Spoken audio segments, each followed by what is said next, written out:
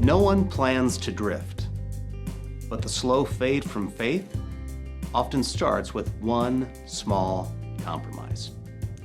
Hey, I'm Nat Crawford, and today we're talking about a man most Christians barely remember.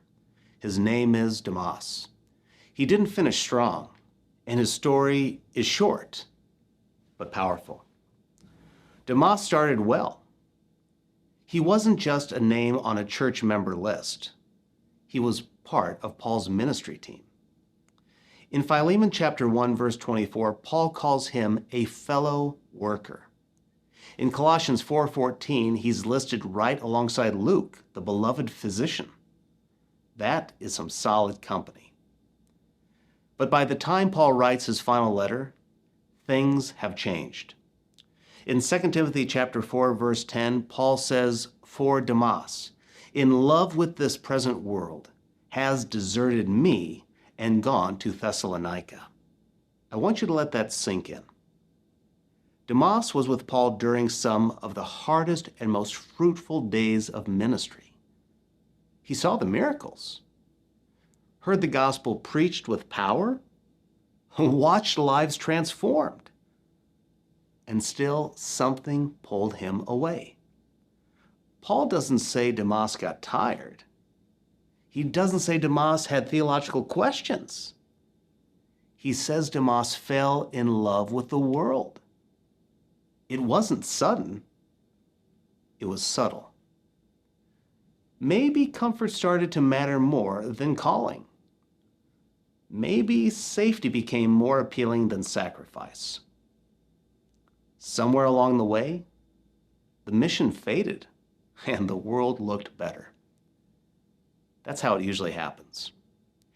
Rarely do people wake up one day and walk away from Jesus. They drift. One compromise, one distraction, one justification at a time. The tragedy of Demas is not just that he walked away, it's that he walked away so close to the finish line. Paul was about to die for his faith. The race was almost over. The reward was just ahead.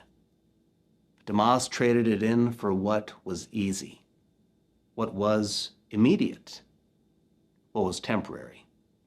So let me ask you, is this world pulling at your heart?